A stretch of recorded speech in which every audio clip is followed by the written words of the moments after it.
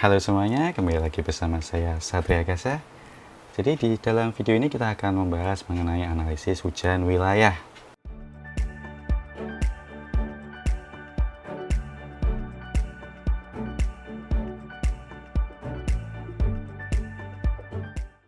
Nah, apa itu ya analisis hujan wilayah dan kenapa kita perlu membahasnya?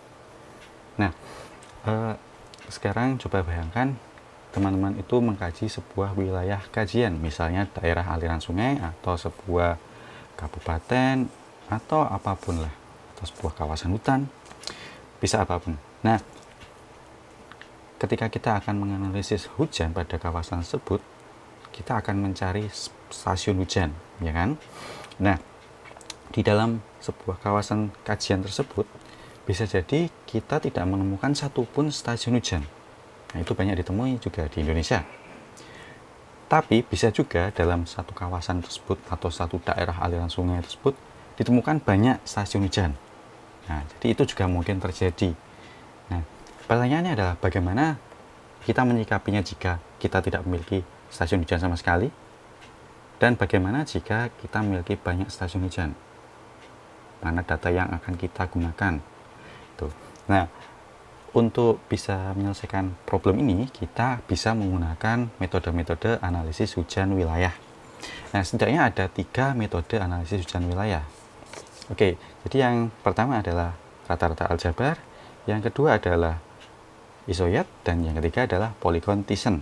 Nah, ketiganya ini kita bisa gunakan, baik satu saja ataupun tiga-tiganya, kemudian nanti kita pertimbangan mana yang distribusi hujannya paling baik dan sesuai dengan kondisi wilayah kajian.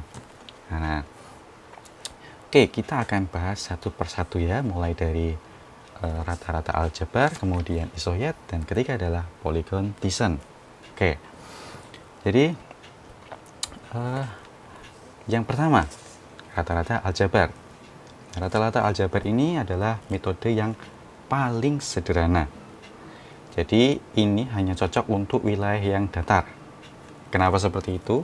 Jadi secara konsep rata-rata aljabar ini hanya menambahkan seluruh nilai hujan dari stasiun-stasiun hujan yang ada di wilayah kajian atau sekitar wilayah kajian, kemudian dijumlahkan, kemudian dibagi jumlahnya. Jadi kita mengambil nilai rata-ratanya. Jadi misalnya ada 100, 120, 130, 110, kita jumlah, kita bagi 4. Nah, itu adalah hujan yang nanti kita gunakan untuk wilayah kajian kita. Itu adalah rata-rata aritmatik. Nah, problemnya jika ini digunakan pada wilayah yang pegunungan yang itu hujannya bervariasi sekali, itu nanti akan datanya bisa memberikan pertanyaan, ini datanya valid atau tidak, bisa jadi keliru. Jadi jika kita menggunakan metode ini, pastikan wilayahnya hujannya cukup homogen, jangan hujan yang heterogen. Itu ya. Itu yang pertama, rata-rata aritmatik. Yang kedua adalah isoyat. Nah, isoyat ini merupakan garis yang menghubungkan wilayah yang memiliki hujan yang sama. Jadi kata iso itu sama.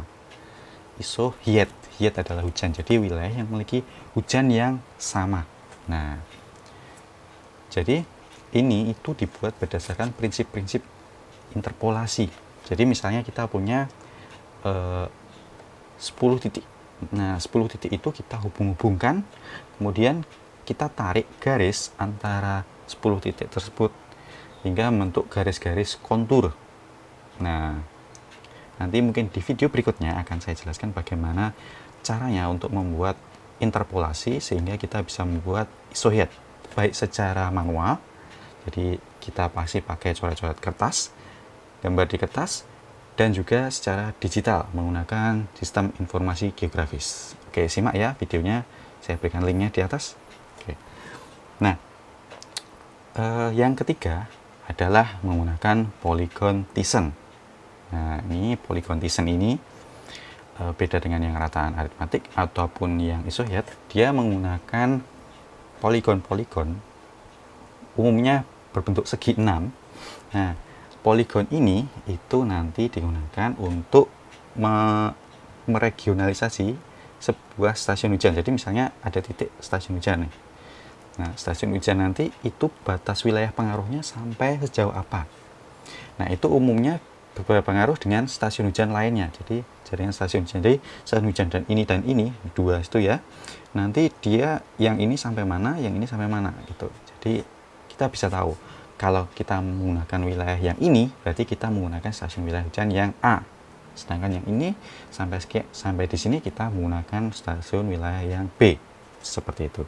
Nah, untuk teknisnya juga akan saya sampaikan di video lainnya. Nanti simak ya, mungkin saya cantumkan di link di atas ini juga. Oke, jadi setidaknya ada 3 metode yang bisa kita gunakan untuk analisis hujan wilayah, untuk mengkaji hujan di sebuah wilayah, baik yang mungkin tidak ada stasiun hujannya sama sekali, jadi kita ambil dari wilayah lainnya, ataupun yang stasiun hujannya cukup banyak sehingga kita bingung kita mau gunakan yang mana. Kita bisa gunakan 3 metode tadi. Oke, sebagai kesimpulan kita akan bandingkan antar metode ya. Yang pertama, untuk metode rataan aritmatik. Jadi rataan aritmatik ini asumsinya jika distribusi hujannya merata atau cenderung homogen. Yang kedua, digunakan untuk wilayah yang relatif datar. Nah, karena ini metode yang relatif simple, itu relatif tidak akurat. Jadi, kalau memang tidak terpaksa, sebaiknya tidak menggunakan metode ini. Gitu. Kemudian yang kedua, yang polycondition. Jadi, itu mengasumsikan jika variasinya linear. Nah, kemudian digunakan jika penakar hujannya tidak distribusi secara merata, jadi terdistribusi secara acak. Yang terakhir adalah enaknya menggunakan polycondition ini, meskipun data hujannya berubah-ubah dari waktu ke waktu, itu poligonnya tidak akan berubah. Nah, poligonnya hanya akan berubah jika ada penambahan stasiun hujan lagi. Jadi awalnya 4, kemudian tambah 5, 6, dan seterusnya. Atau awalnya kita tidak mempertimbangkan stasiun yang kelima dan seterusnya, jika kita tambahkan ke dalam analisis, maka bentuk poligonnya akan berubah. Nah, yang terakhir adalah isohyet. Isohyet ini secara teoritis merupakan perhitungan yang paling akurat karena dia sampai garis-garis, jadi kita bisa tentukan kontur intervalnya, kita mau pakai yang berapa, seberapa akurat. Nah, tetapi isohyet ini jika datanya berubah sedikit saja, itu maka garisnya akan berubah. Jadi kita harus membuat isohyet itu berkali-kali.